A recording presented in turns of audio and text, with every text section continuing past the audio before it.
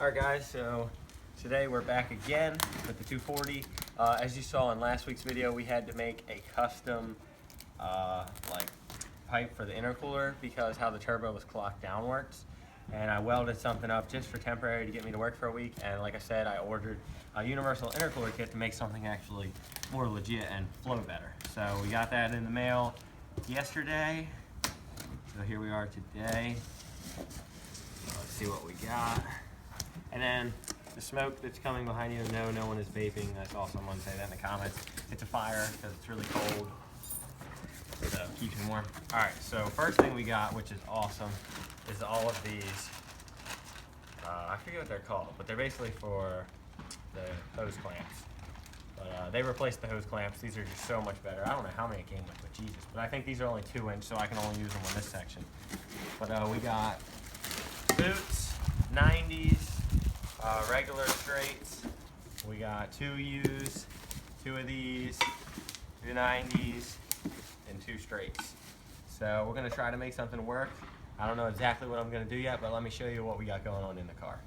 All right, so down here, you can see the thing I welded. It goes down and then underneath, and it like swoops up to here, to this. So instead of going backwards, I'd like to try to go forward, but I don't really know what's gonna happen yet. So we're just gonna take all this apart, and then we'll start going from there with our universal kit. So this was the piece I ended up making. You just have to take the hose clamp thing off with an 11, because I forget what they're called, T-bolts or something, I don't know. But they're really good. I have Vibrant Performance ones, and then those are all just eBay ones.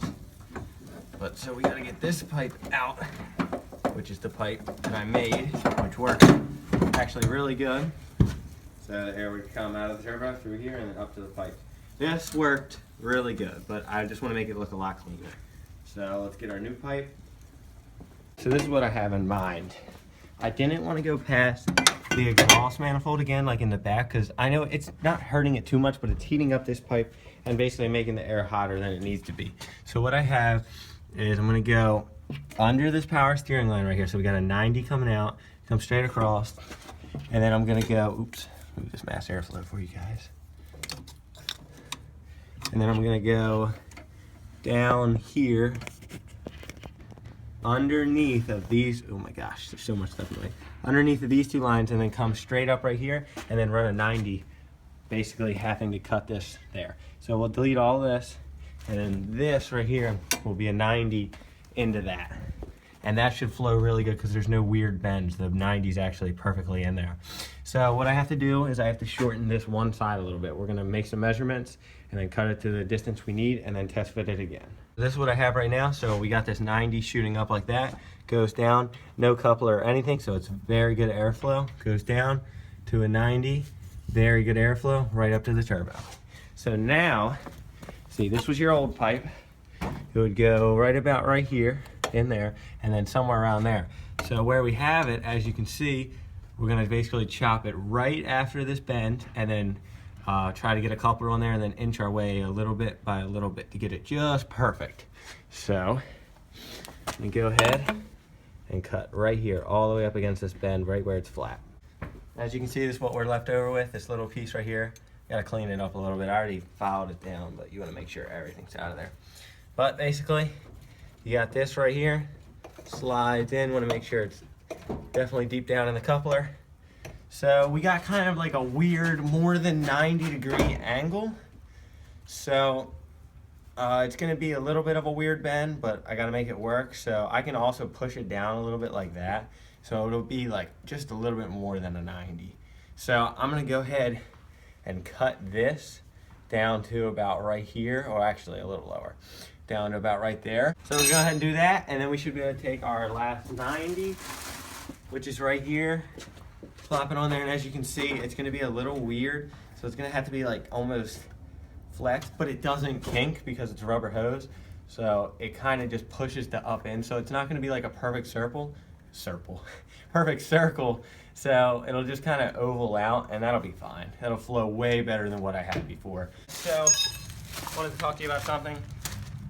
Basically, how this is bending forward instead of bending backwards like this, it's gonna make me a little more power well, not make me more power. I should have had the power that I already had. I was losing power with this because basically this is metal and this was heating up and basically heating up the air going in my engine. I'm not saying I was losing 50 horsepower, but I can almost guarantee I was losing power. I could feel it. At the end of this video, I'm gonna put a video of me drifting last night. I was supposed to make a drift video, but it kind of failed. I didn't record half the stuff, but I did get one good shot, and I'm gonna put it at the end of this video to show you guys that over time, I can't show you over time because it's only been one video, but I did it like 5 times, and the one that I recorded, I was kind of like losing power because this was getting hot towards the end. And this should help a little bit because it's aluminum, and also now I'm not bending backwards past the manifold, I'm going forward and up. So we just gotta put it together real quick, and yeah, I'll put the drift video at the end of this stage, but don't just skip to the end. Finish watching the video for me, guys. But we got these, which are amazing. I love these things so much. They are very good. All right, so we got our 90. This goes on the turbo. This goes into here. We got our line marked of how far I should have it down, right there. Gonna put it just a little bit farther to make sure, get good airflow. All right, so now we're gonna take this. Oops, I should have put that on first, but I might still be able to get it in there. All right, I can. So we're gonna take that. Hopefully it fits when I tighten it down. Tighten this down. Tighten that down good. Now we got one more. And then this one goes on the turbo.